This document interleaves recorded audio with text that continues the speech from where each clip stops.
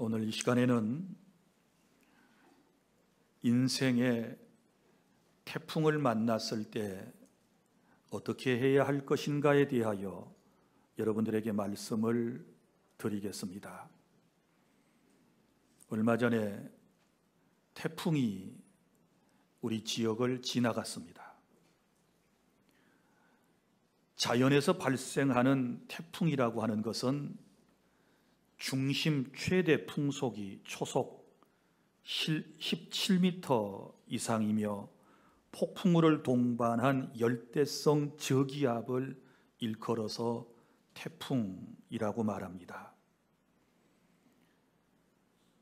금년에 발생한 태풍 중 어제 우리 지역을 지나간 제13호 태풍 링링은 참으로 무서운 태풍 중에 하나였습니다.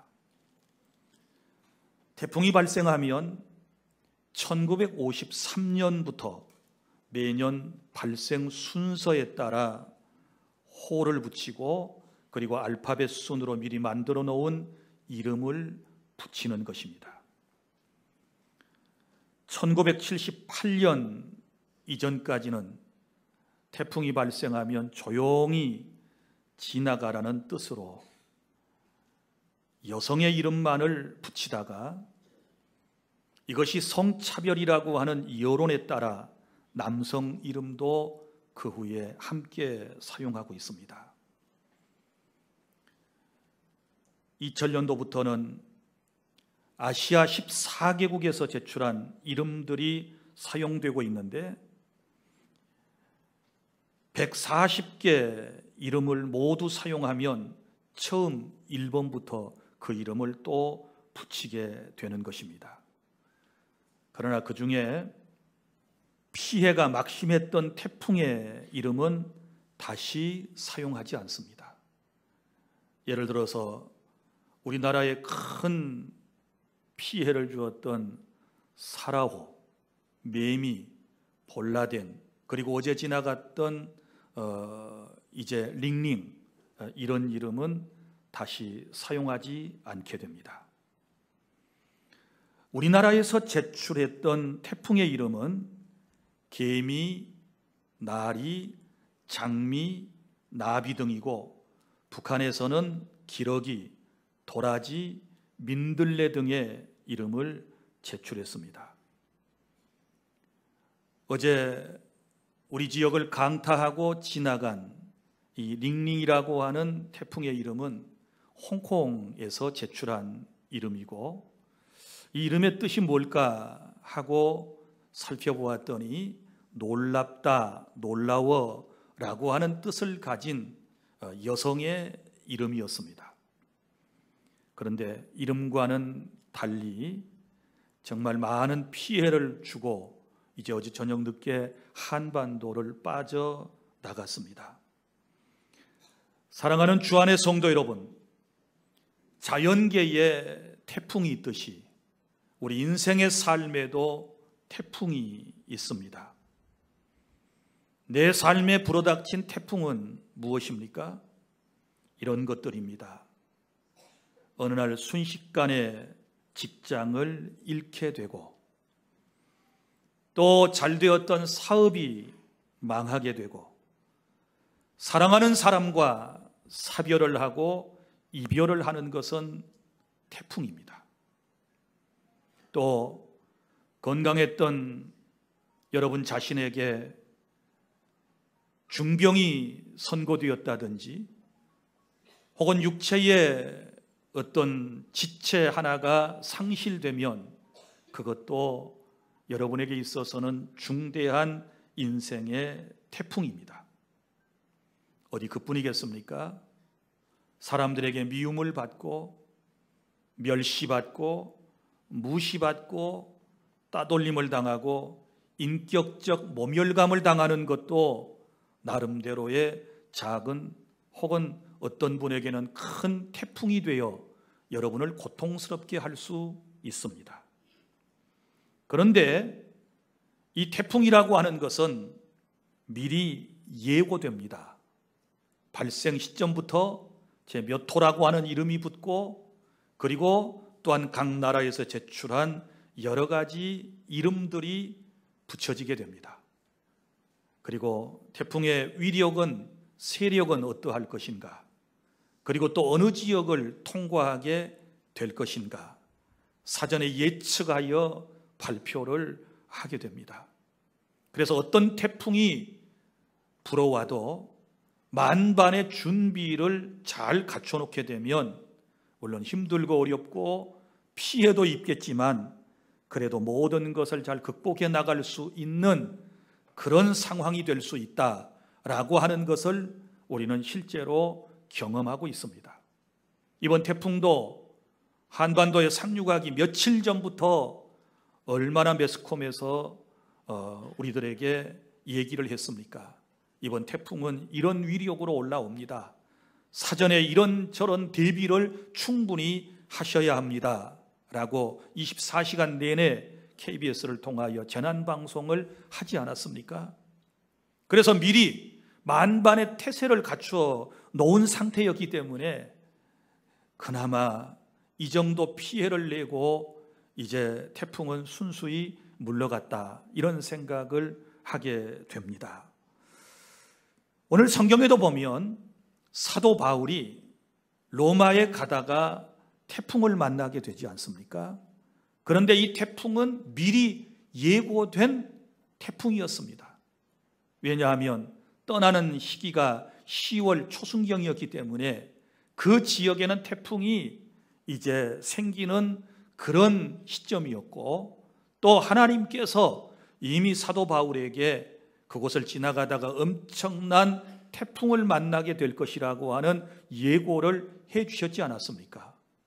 그러니까 미리미리 잘 준비하면, 거기에 걸맞는 대비를 하게 되면 피해를 입더라도 우리가 최소한의 피해를 입고 또 많은 것을 얻을 수 있다라고 하는 것을 깨닫게 됩니다. 오늘 본문의 말씀을 제가 간략하게 설명을 드리면 이런 내용이 기록되어 있습니다. 사도 바울이 이스라엘에서 하나님의 말씀을 선포하다가 유대교의 교인들과 대제사장들과 장로들에게 고소를 당했습니다. 총독에게 고소를 했습니다. 그 고소한 내용은 세 가지였습니다. 먼저는 군중 소란죄, 그리고 성전 모독죄, 그리고 또 하나는 이단을 전파한 죄. 이 세 가지 죄목을 뒤집어 씌워서 새로 부임했던 베스도 총독에게 이제 고소를 했던 것입니다. 그래서 사도 바울을 제거하려고 했던 것이지요. 그러나 당시는 로마 제국 시대였습니다. 다행히도 사도 바울은 로마 시민권을 가지고 있었습니다. 그래서 그는 이제 이런 얘기를 하게 됩니다. 상소를 하게 되는데, 나는 로마 시민권을 가졌으므로 최종적인 법의 판결은 로마의 가이사, 곧 황제 앞에 가서 받겠노라, 이렇게 상소를 했기 때문에 사도 바울은 지중해를 건너 이제 저 로마에까지 가게 되는 것입니다. 그래서 처음에는 노새, 이 배는 이제 이 노를 저어서 가는 배가 있어요. 연안여객선은 대부분 노를 저어서 당시에 이동을 했다고 그럽니다. 그래서 이스라엘에서 출발할 때는 노수로 만든 배를 타고 가다가 이제 중간에서 배를 갈아타게 되는데 알렉산드리아 호라고 하는 배를 타게 됩니다. 자, 이 배는 저 이집트에서부터 로마까지 곡물을 수송하는 수송선이었는데, 그 배에 죄수 아닌 죄수로서 다른 죄수들과 함께 276명이 그 배를 타고 지중해, 당시에는 아드리아 바다라고 그랬습니다. 지금은 지중해라고 그러는데 그 바다를 건너다가 유라굴로라고 하는 엄청난, 요즘으로 말하면 태풍을 만나게 되었습니다. 이 엄청난 태풍을 만나게 되었을 때 사도 바울은 그 위기를 어떻게 극복해 나갔는가를 통해서 내 인생에 태풍이 왔을 때 우리는 어떻게 헤쳐나갈 것인가를 오늘 하나님의 말씀을 귀담아 듣는 복된 시간이 될 수 있기를 바랍니다. 첫째, 우리는 인생의 태풍을 만나게 되었을 때 삶의 우선순위를 따라서 여러분이 행동하시기를 바랍니다.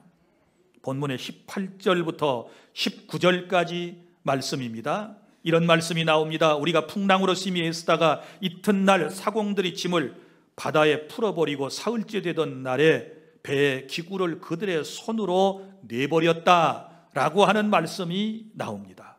사람은 위기의 순간에 가장 소중한 것이 무엇인가를 그때서야 깨닫게 되는 것입니다.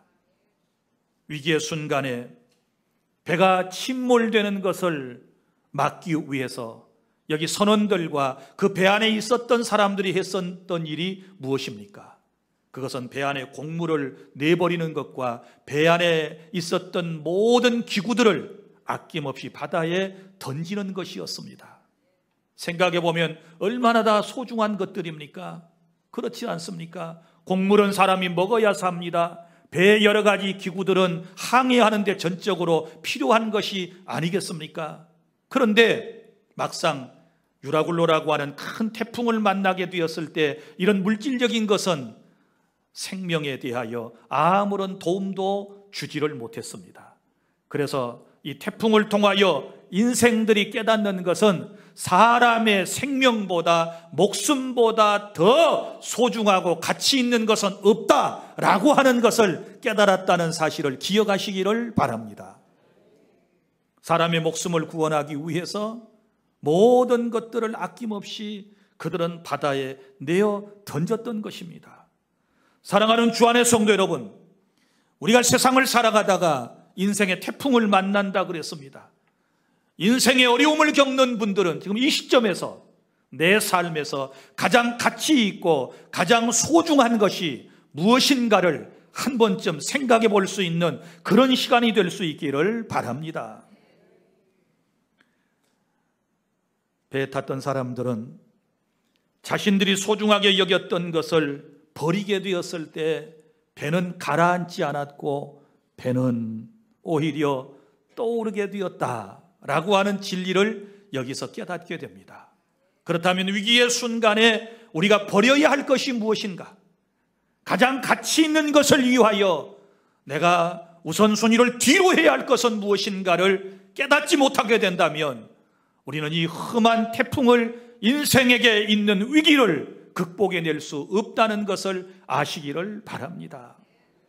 사랑하는 주 안의 성도 여러분, 내 인생의 삶의 우선순위는 육신보다는 영혼에 더 귀한 가치가 있음을 아시기를 바랍니다. 이 세상의 그 어떤 것보다는 천국이 가장 소중하다는 사실을 아시기를 바랍니다.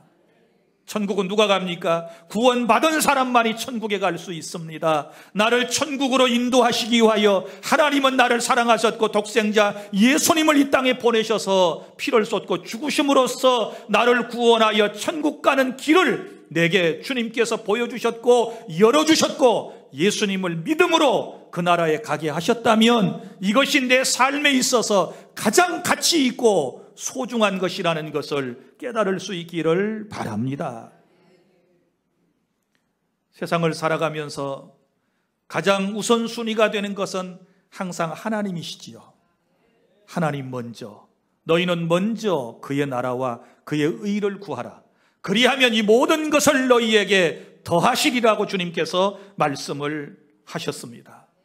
그리고 내가 살아있는 나날들 가운데 가장 가치 있고 소중한 날은 주일 먼저, 한 주간을 시작하면서 가장 소중한 시간은 오늘 바로 예배하는 이 귀한 시간임을 여러분이 아시기를 바랍니다.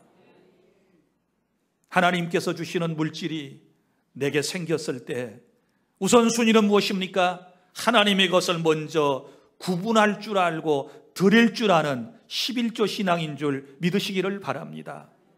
그리고 내 삶이 힘들고 어려울 때 가장 먼저 우선순위를 두고 해야 할 일은 기도라는 것을 아셔야 합니다.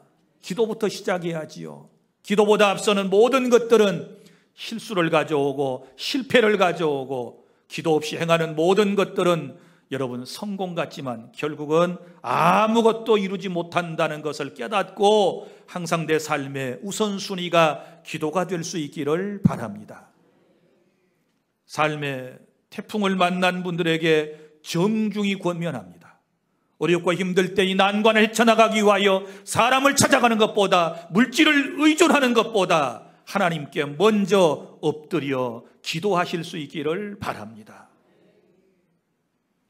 그리고 우리는 자신의 어떤 쾌락보다도 항상 하나님의 일을 먼저 할 수 있는 이런 우선순위가 있어야 하는 것이고, 나의 유익을 구하기보다는 타인의 유익을 먼저 생각하고 내 개인의 유익보다는 교회 공동체와 이 사회 공동체의 유익을 구할 줄 알고 거기에 따라서 행동할 수 있는 그런 신앙인이 될 때 우리는 이 태풍과 같은 삶의 어려움을 극복해낼 수 있음을 믿으시기를 바랍니다.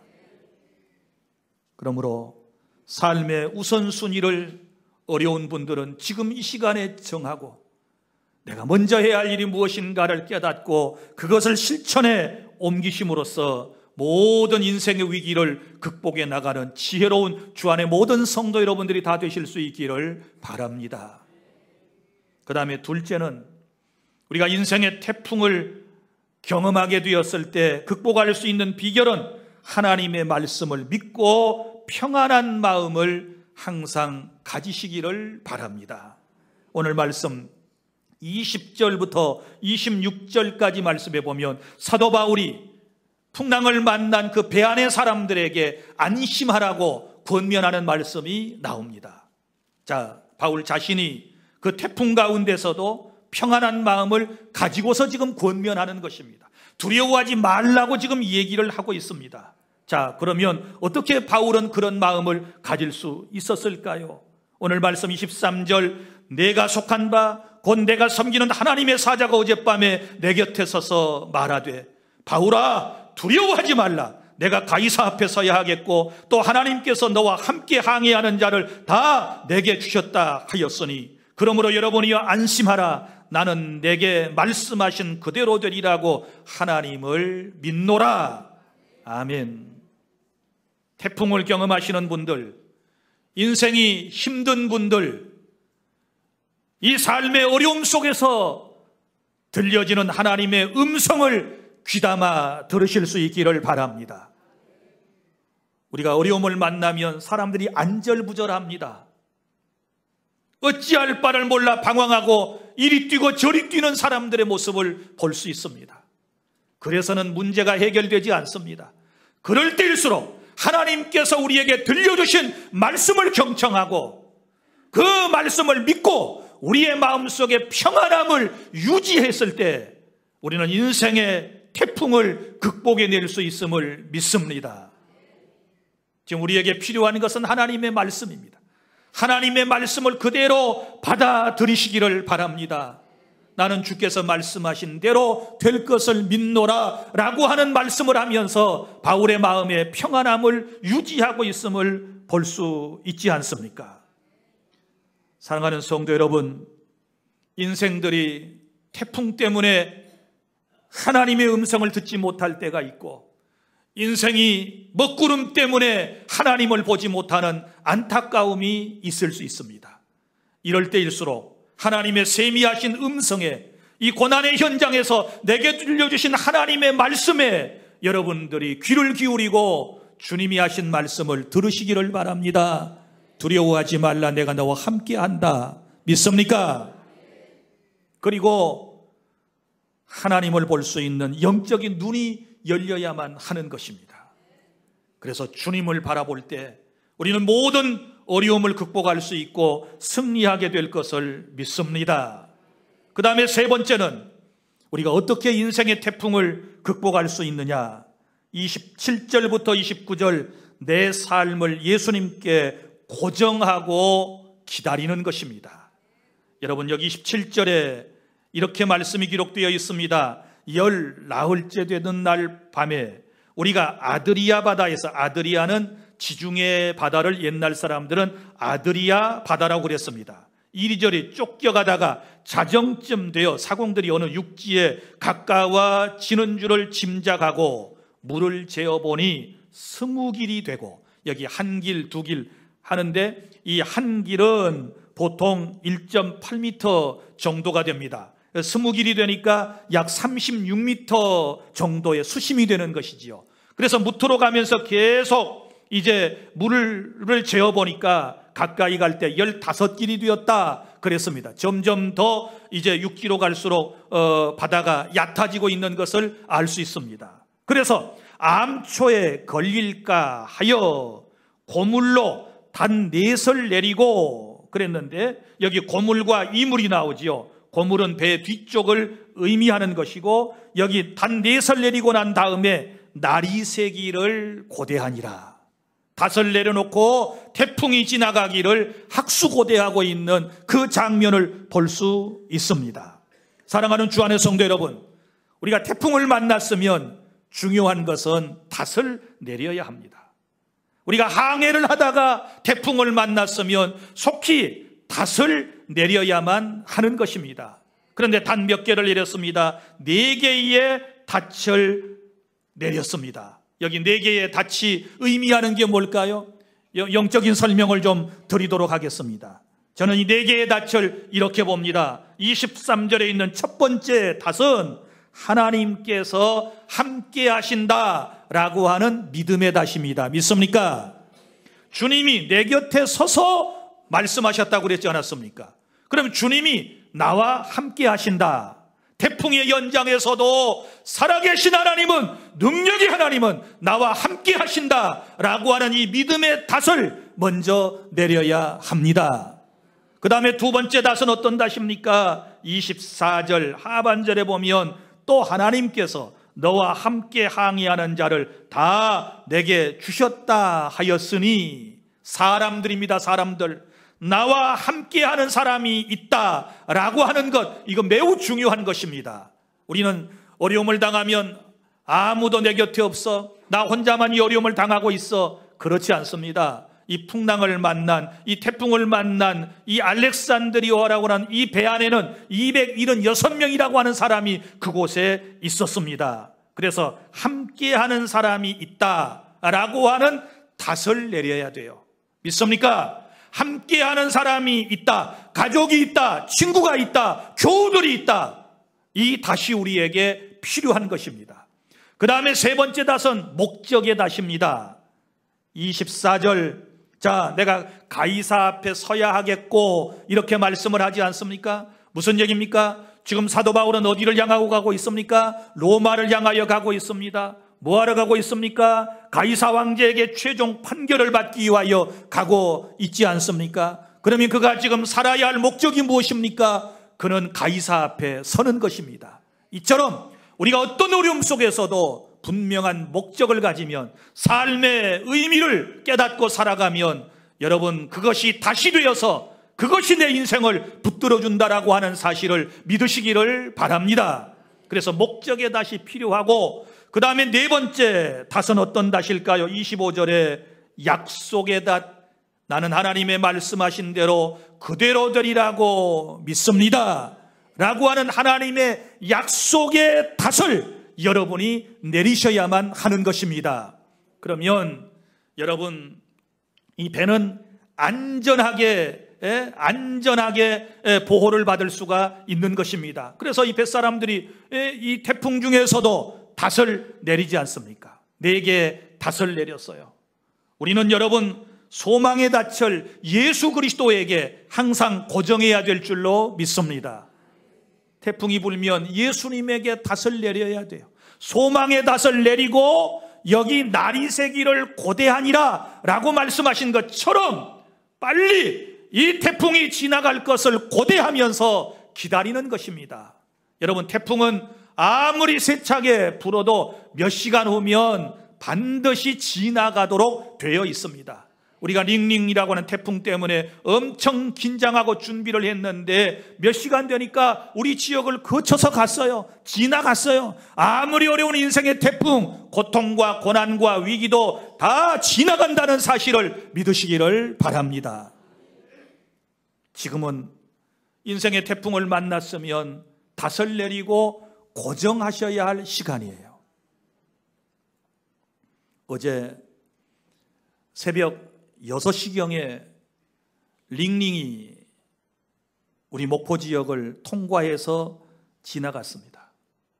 우리가 금요일 밤 기도회에 태풍에 대하여 하나님께 기도하고, 그리고 저는 저녁에 계속해서 제 마음으로 기도했습니다. 그리고 새벽 5시에 일어나서 창밖을 내다보았습니다. 5시부터 6시 사이가 되니까 엄청난 세찬 바람이 불어오기를 시작합니다. 제가 6시 한 5분 정도 되었을 때 제 창문을 열고 북항을 제가 내려다볼 수 있었습니다. 제 방에서는 목포대교하고 북항의 모든 선박들이 전부 한눈에 들어옵니다. 새벽에 저 멀리 등대 건너편에 있는 쪽을 바라보고 있는데 거기에는 대형 해상 크레인이 2대가 설치되어 있습니다. 그게 항상 정박되어 있거든요. 제가 이 운동을 할 때 여름철에는 주로 이제 그쪽을 돌기 때문에 늘 그 밑에 가서 그것을 보기도 하고 그랬어요. 그래서 제 방에서는 늘 눈만 뜨면 바로 앞에 대형 크레인이 2대가 보여요. 그런데 그 중에 큰 크레인 한 대가 서서히 움직이는 것이에요. 그래서 제 마음속에 저거 닷줄이 끊겼든지 풀렸든지 무슨 사고가 났구나 생각을 하고 이제 계속 주시를 했어요. 한 1분여 동안. 그리고는 이제 제가 핸드폰을 가지고 동영상 촬영을 이제 그쪽에 대고 하기를 시작했습니다. 제가 예측했던 대로 줄이 끊겼는지 풀렸는지 이 대형 크레인 3,700톤급 정도 되는 이 엄청난 해상 크레인이 계속 밀려가는 거예요. 저 등대 뒤쪽으로 계속 밀려가요. 계속 밀려가요. 한 760m 정도를 밀려갔다고 그래요. 밀려가다가 다급하니까 닷을 내렸다고 그럽니다. 한참 밀려가더니 이제 배가 멈추는 거예요. 그 바지선이, 크레인선이 멈춰요. 그러더니 좀 있으니까 우리 참 해경들이 대단한 분들이에요. 그 악천후 가운데서 사막도 부두에 피신해 있었던 해경 경비정들이 계속 오는 거예요. 맨 처음에 한 대가 오더니 그 크레인 앞쪽에 배 선수를 붙이고 해경이 뛰어 올라가서 안에 상황을 점검하는 것이 TV에 뉴스에 나왔지요. 그리고 이제 또 두 척이 계속 경비정이 와가지고 앞에서 이제 대기를 하고 있는 그런 상황을 제가 1시간 내내 보았어요. 좀 있으니까 이제 뭐 KBS YTN에서 한참 뒤에 이제 그 사실을 뉴스로 내보내더라고요. 제가 거기서 깨달은 게 있습니다. 어떤 태풍이 불어와도 그리스도에게 단단히 매여 있으면, 묶여 있으면, 그리고 또 떼내려 가다가도 닷을 내리면 안전할 수 있다. 믿습니까? 인생의 태풍 가운데서 해야 할 일이 무엇입니까? 소망의 닻을 그리스도에게 놓는 것입니다. 내 인생을 예수님께 딱 붙들어 매는 것입니다. 그래야 살 길이 열립니다.